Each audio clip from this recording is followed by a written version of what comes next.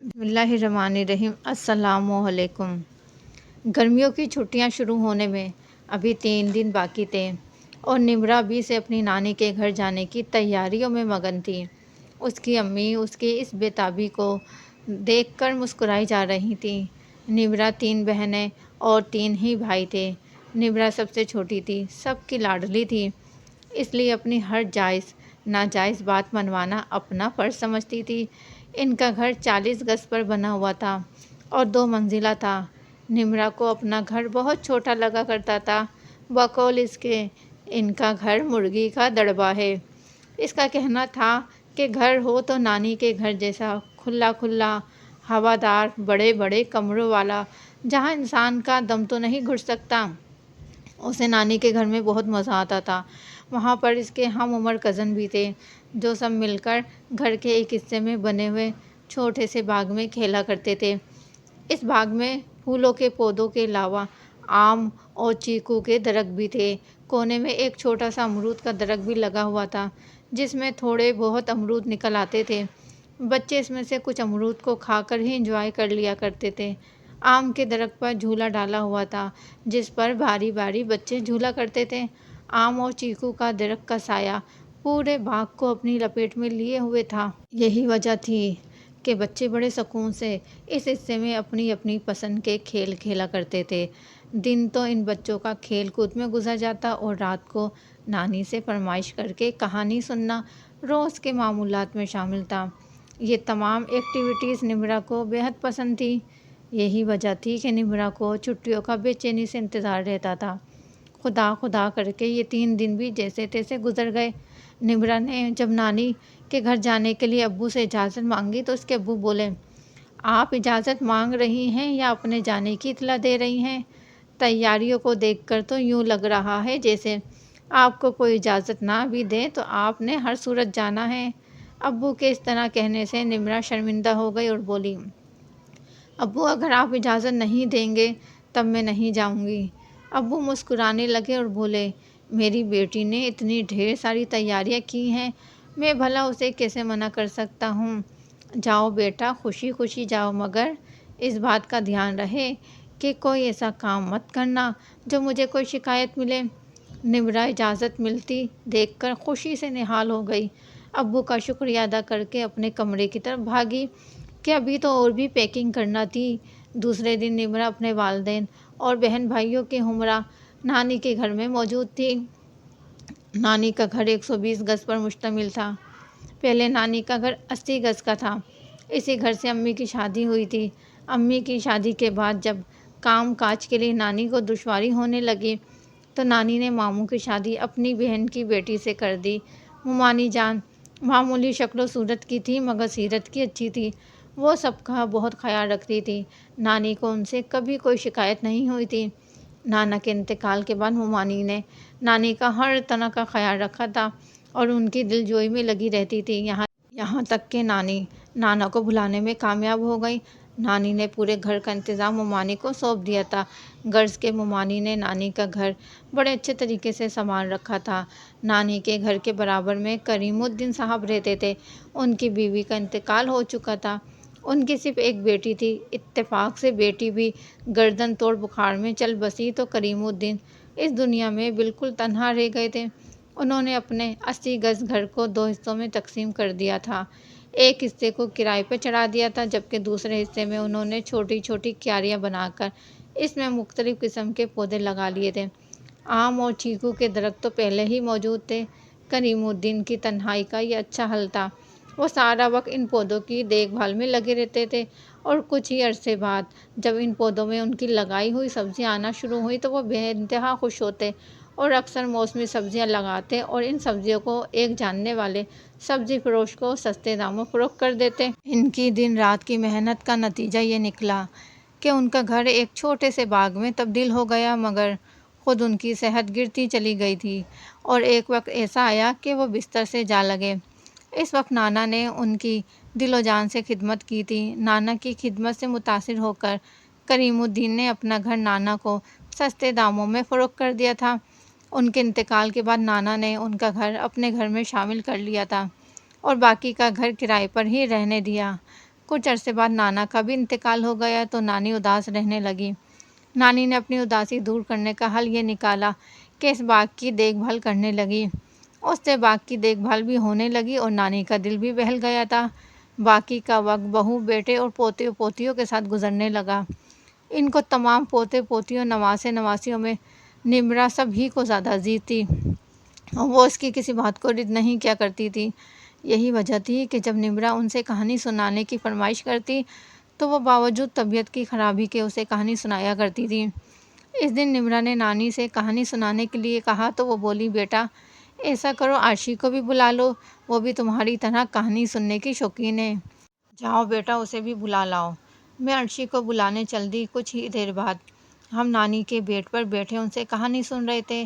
کہانی مکمل ہوئی تو پوتیوں نواسے نواسیوں سے نانی نے کہا، بیٹا اب رات ہو گئی ہے، تم بھی جا کر سو جاؤ اور مجھے بھی آرام کرنا ہے۔ میں نے عرشی سے کہا، عرشی تم جاؤ، میں نانی کے ساتھ سوؤں گی۔ عرشی بولی، میں بھی دادی کے ساتھ سوؤں گی۔ میں نے عرشی سے کہا، تم تو ہر وقت نانی کے ساتھ رہتی ہو، تم کسی اور وقت سو جانا، آج مجھے سونے دو۔ عرشی نے کہا، یہ میری دادی ہیں، میں ان کے ساتھ سوؤں گی، تم مجھے کیوں منع کر رہی ہو؟ یہ تمہاری نانی بعد میں، پہلے میری دادی ہیں۔ ہماری تکرار سے تنگ آ کر نانی نے کہا، تم دونوں جاؤ اور مجھے آرام کرنے دو۔ میں نے نانی سے کہا، نانی آپ عرشی سے بولیں یہ اٹھے اور اپنے کمرے میں جائے، بس مجھے آپ کے ساتھ سونا ہے۔ میں نے حتمی لہجے میں کہا، اور مجھے بھی یہیں سونا ہے۔ یہ کہہ کر عرشی نانی کے برابر میں لیٹ گئی۔ یہ دیکھ کر مجھے بے حد غصہ آیا۔ میں نے ان کے کمرے سے نکل کر باہر آئی اور اپنا تکیہ اور چادر اٹھا کر نانی کے کمرے کی دہلیز پر اپنا تکیہ رکھا اور چادر تان کر لیٹ گئی۔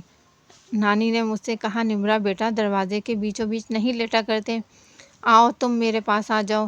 پھر انہوں نے عرشی سے کہا، عرشی بیٹا تم اپنے کمرے میں جاؤ، نمرا تو کبھی کبھار آتی ہے، اسے میرے پاس لیٹ جانے دو، تم کل لیٹ جانا، جاؤ بیٹا، اچھے بچے بڑوں کا کہنا مانتے ہیں۔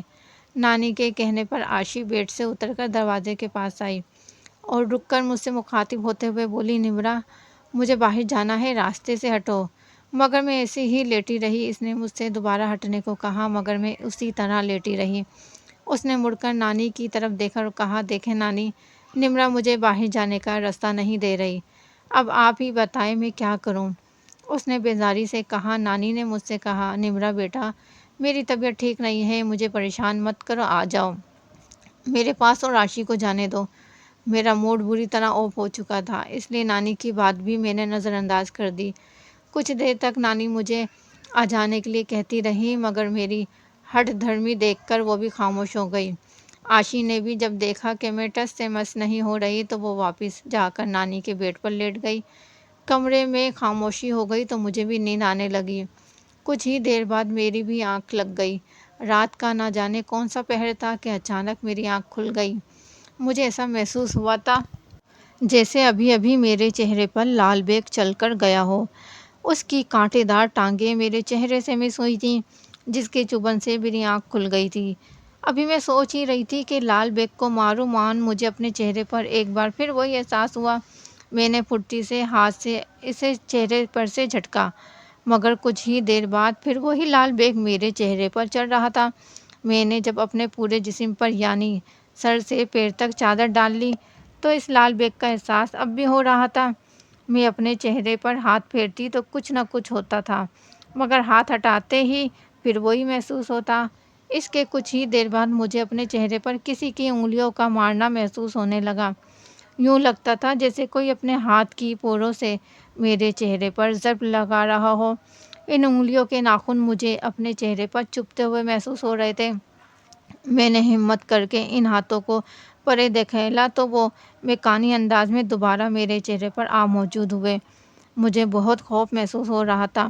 میں نے ایک بار پھر کوشش کرنے کا فیصلہ کرتے ہوئے ان ہاتھوں کو دور کیا مگر میری حیرت کی انتہا نہ رہی جب وہ ہاتھ میرے ہاتھ کے ساتھ لگ کر دوبارہ اپنی جگہ پر آ گیا اور پھر اسی طرح میرے چہرے پر انگلیاں مارنے لگا۔ خوف سے میرا برا حال تھا۔ میں نے اٹھنے کی کوشش کی تو مجھے اپنے سینے پر کسی کی موجودگی کا احساس ہوا۔ میری ساری توجہ کیونکہ اپنے چہرے پر تھی اس لیے میں کچھ اور محسوس ہی نہ کر سکی تھی۔ اس دوہری مصیبت کی وجہ سے مجھے اپنا دم گھٹتا ہوا لگ رہا تھا۔ مجھے ایسا لگ رہا تھا جیسے آج کی رات میری زندگی کی آخری رات ہے۔ اتنی بے بسی کی موت میں مرنا نہیں چاہتی تھی، اس لیے میں نے ایک بار پھر کوشش کرنے کا فیصلہ کیا۔ اس سے پہلے میں یہ دیکھنا چاہتی تھی کہ آیا واقعی میرے ساتھ یہ سب کچھ کسی غیر مرئی مخلوق کی کارستانی ہے یا کسی کی شرارت ہے۔ یہ جاننے کے لیے میں نے اپنے چہرے پر پڑی ہوئی چادر کو ہاتھوں پر تان کر چادر کے اندر سے باہر دیکھنے کی کوشش کی۔ باہر کا منظر میرے اوسان قطع کر دینے کے لیے کافی تھا۔ خوف سے میرا پورا جسم کانپ رہا تھا، پسینے کی وجہ سے میرا پورا جسم تر ہو چکا تھا۔ میں نے جب چادر تان کر باہر دیکھا تو کوئی میرے سینے پر سوار تھا اور وہ تیزی سے آگے پیچھے حرکت کر رہا تھا۔ کبھی اس کا چہرہ میرے چہرے کے پاس آ جاتا، کبھی واپس چلا جاتا۔ اس وجود کے ارد گرد دودھیا روشنی نے حالہ کیا ہوا تھا۔ اس روشنی کی وجہ سے میں اس وجود کا چہرہ نہیں دیکھ سکتی تھی۔ ہر گزرتے لمحے کے ساتھ میرے خوف اور اس وجود کی حرکت میں اضافہ ہوتا جا رہا تھا۔ اس وجود کے وزن کی وجہ سے میری سانس رکتی جا رہی تھی۔ میں بے بسی سے ادھر ادھر ہاتھ پیر مار رہی تھی۔ میرے اندر جینے کی امنگ نے اس لمحے مجھے آخری کوشش کر لینے پر اکسایا۔ میں نے اپنی پوری قوت مجتمع کر کے اس وجود کو پرے دھکیلنے کی کوشش کی، جس میں کامیاب رہی، اور پھر ایک بھی لمحہ ضائع کیے بغیر میں اپنی نانی کے کمرے کی طرف دوڑ گئی۔ چادر بھی میرے پیروں میں الجھتی ہوئی میرے ساتھ تھی۔ میں چادر سمیت گرتی پڑتی نانی کے بیڈ پر چڑھ گئی، اس بات کی پرواہ کیے بغیر کہ میرے اس اچانک رد عمل کی وجہ سے بے خبر سوئی ہوئی نانی کا کیا حال ہوا ہوگا۔ میں بیڈ پر آتے ہی نانی سے لپٹ گئی اور پھوٹ پھوٹ کر رونے لگی۔ میرے رونے کی آواز سن کر دوسرے کمرے میں سوئے ہوئے ماموں اور ممانی بھی گھبرائے ہوئے نانی کے کمرے میں آ گئے۔ نانی مجھے خود سے چمٹائے ہوئے یہی پوچھے جا رہی تھی کہ آخر ہوا کیا ہے، تم بتاتی کیوں نہیں ہو؟ میرے الفاظ جیسے میرا ساتھ چھوڑ گئے تھے، میرے منہ سے بے رب جملے نکل رہے تھے۔ ممانی نے عاشی کو پانی لانے کا کہا۔ عاشی پانی لے کر آئی تو ممانی نے مجھے پانی پلایا اور مجھے حوصلہ دیا۔ ماموں نے مجھ سے پوچھا، بیٹا کیا بات ہے، تم اتنی ڈری ہوئی کیوں ہو اور تم اتنی بری طرح رو رہی ہو؟ ہمیں بتاؤ، دیکھو پریشان مت ہو، ہم سب تمہارے پاس ہیں، ڈرو نہیں۔ کیا ہوا تھا جو تم یوں رو رہی ہو؟ سب کو اپنے آس پاس دیکھ کر پھر ماموں کے تسلی کی بدولت مجھے حوصلہ سا ہوا۔ پھر جو کچھ مجھ پر بیتا تھا میں نے حرف بحرف سب کے گوشے گزار کر دیا۔ اس کے ساتھ ہی میں نے کل ہی گھر واپس جانے کا فیصلہ بھی سنا دیا۔ سب حیران تھے کہ اس گھر میں رہتے ہوئے عرصہ ہو گیا تھا، کبھی بھی اس قسم کا کوئی بھی واقعہ ان کے ساتھ پیش نہ آیا تھا، پھر اب یہ کیسے ہو گیا تھا؟ انہیں اس بات کو لے کر بڑی حیرت تھی، مگر میری بدحواس صورت دیکھ کر انہیں یقین کرنا پڑا تھا۔ وہ رات سب نے جاگ کر گزاری تھی۔ صبح ماموں جیسے ہی ناشتے سے فارغ ہوئے تو میں اپنا بیگ لے کر آ گئی اور ان سے کہا، چلیں ماموں میں تیار ہوں۔ انہوں نے میری تیاری دیکھی، پھر کہا، بیٹا پہلے ناشتہ تو کر لو۔ پھر وہ بولے، بیٹا تم نے سوچا ہے تمہارے یوں صبح ہی صبح جانے سے باجی اور بھائی صاحب کتنے پریشان ہوں گے؟ میری بات مانو، دوپہر تک رک جاؤ، پھر چلی جانا، یا پھر شام تک انتظار کر لو، میں دفتر سے آتے ہی تمہیں تمہارے گھر چھوڑ آؤں گا۔ ان کی بات سن کر میرا چہرہ لٹک گیا۔ اس وقت اس گھر کی کوئی چیز بھی اچھی نہ لگ رہی تھی، اس لیے ماموں کی بات سن کر میں چپ ہو گئی۔ میرے چہرے کے بنتے بگڑتے زاویے دیکھ کر ماموں نے کہا، بیٹا پرومس، آج ہی آپ کو میں آپ کے گھر چھوڑ کر آؤں گا، ٹھیک ہے؟ میں جانتی تھی ماموں جھوٹ نہیں بولتے تھے، اس لیے مجھے ان کی باتوں کا یقین کرنا پڑا، اور واقعی اسی شام کو میں اپنے گھر میں موجود تھی۔ اس واقعے کے بارے میں ماموں نے امی کو مختصر بتا دیا تھا۔ نانی کے گھر سے آنے کے بعد میرا بخار اترنے کا نام ہی نہیں لے رہا تھا۔ ابو کے ایک جاننے والے نے ابو کو ایک صوفی صاحب کا پتہ دیا تھا، ابو مجھے لے کر وہاں گئے تھے۔ انہوں نے پوری بات سننے کے بعد کہا تھا کہ دن اور رات کے ممنوع اوقات میں دروازوں کے درمیان لیٹنا بیٹھنا نہیں چاہیے۔ بچی سے بہرحال یہ غلطی سرزد ہو چکی ہے، آپ اسے لے کر دوبارہ اسی جگہ جائیں اور اسی ٹائم میں کہ جس وقت اس نے وہاں لیٹنے کی غلطی کی تھی معافی مانگے۔ اس کے علاوہ انہوں نے ایک تعویذ گلے میں پہننے کے لیے دیا تھا اور دم کیا ہوا پانی پینے کے لیے دیا تھا۔ ان کے بتائے گئے طریقے پر عمل کرنے کی وجہ سے آج تک دوبارہ پھر میرے ساتھ اس قسم کا کوئی واقعہ پیش نہیں آیا۔ اس کے بعد پھر کبھی میں نانی کے گھر رکنے کے لیے نہیں گئی، بس دن ہی دن کے لیے جاتی اور اسی دن واپس آ جاتی تھی۔ اس واقعے کو گزرے ہوئے کافی عرصہ گزر چکا ہے۔ میری شادی ہو چکی ہے، مگر آج بھی اس رات کو پیش آنے والا واقعہ مجھے اچھی طرح یاد ہے۔ مزید اس طرح کی اچھی اور سچے واقعات سننے کے لیے ہمارے چینل کو سبسکرائب کیجیے، ویڈیو کو لائک اور شیئر کیجیے۔ اپنا بہت سارا خیال رکھیں۔ اللہ حافظ۔